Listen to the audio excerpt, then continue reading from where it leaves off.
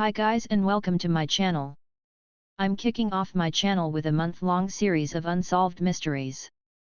So, stay tuned for what's to come. If you like this video, please like, comment, share and subscribe. Follow me on my socials, links in the description. On to today's video. Today's case is a very interesting one, because there's so much evidence and theories, but it's still not been solved. This is the unsolved murder of the Jamison family. The Jamison family disappeared October 8, 2009. In the family there was Bobby, the dad, Sherilyn, the mum, and Madison, the daughter. Madison was only 6 years old when they went missing.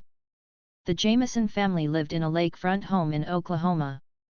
They wanted to move further into the woods and out of town, and so they were looking at this 40-acre private plot of land about 30 miles away from where they were currently living.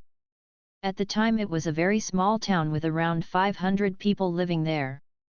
On the 8th of October they packed up their truck, taking Madison and their dog, and went on a drive to go and see this property that they were planning on buying.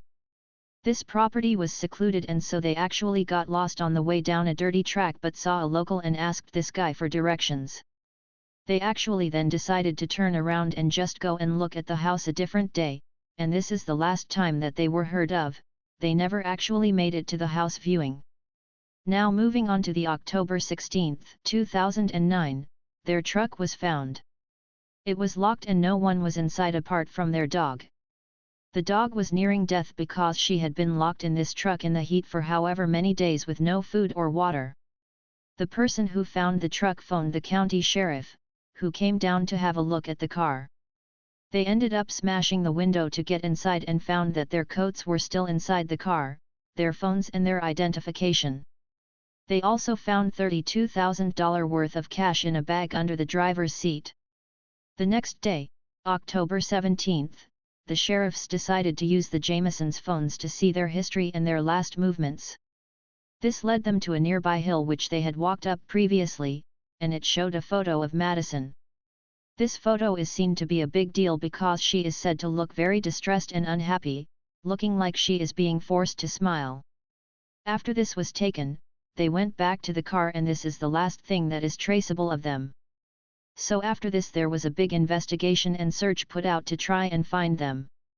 They had loads of volunteers searching the woods, dogs and horses too.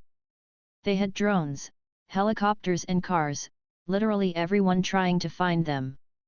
Even after hundreds of people trying to find them, they found nothing and no traces whatsoever. The only thing that the dogs alerted to was this big water tank, but after draining that it turns out that there was nothing in there. Jumping on in time a bit, the bodies weren't actually found until November 15, 2013.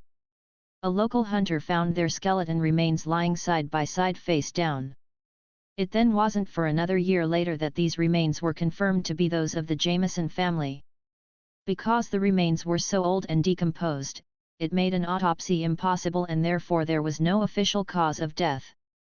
There was, however, a large unexplained hole in the back of Bobby's head which some people say could be a bullet hole, but also it can't be confirmed due to how badly decomposed the bones were.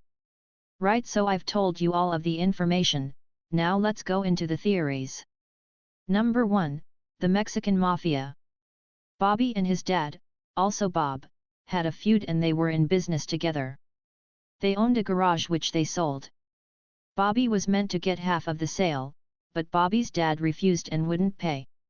Bobby sued his dad, and this caused threats to his family. Bobby's mum even went to getting CCTV installed at the Jamisons' house because of this and how dangerous they thought he was. It is also said that Bobby's dad, Bob, had ties to the Mexican Mafia. Bob did actually have an alibi. He was actually sick and in hospital. He actually died 2 weeks after the disappearance of his son and family. However, if he really did have ties to the Mexican Mafia, then he could have got someone to do it for him. Number 2, the murder-suicide theory. This is basically a theory where Sherilyn murdered Bobby and Madison and then killed herself. The evidence for this is that she actually kept a .22 caliber pistol in the car, which all of her friends and family said was true. The pistol, however, was never found in the car or near the remains. Also, in the car they found an 11-page hate list to Bobby saying she hated him and wanted a divorce. This one's not that believable because if she shot herself then the gun would be at the remains where she would have dropped it. Another theory is that the Jamisons were on crystal meth. This theory came about due to the CCTV that Bobby's mum installed on their house. On the day of their disappearance and when Bobby and Sherilyn were packing their car they made several unnecessary trips and were blanking each other. So apparently psychologists had a look at this footage and said it could be due to drug use. At the time in Oklahoma there was a meth problem, so police said if they were on drugs then it was probably meth. This would also explain the $32,000 in cash in the car. It could have been a drug deal gone wrong. However, if it was a drug dealer, you would have thought they would collect the money after killing them unless they were the dealers? Who knows? Plus, it doesn't make sense that they would take their child and dog to the deal. You would have thought that just one of them would have gone and left the kid at home. The family are adamant that the Jamisons didn't do drugs and the police never found any evidence to support this theory. The final theory is the boarder theory. About a month before the disappearance they had a boarder come and stay with them. He was like a handyman, however made Madison and Sherilyn feel really uncomfortable when Bobby wasn't around. When Bobby was out this guy came up to Sherilyn and said that he was a white supremacist and said that she needed to stop talking about her Mexican heritage and he thinks that anyone who is not white should die.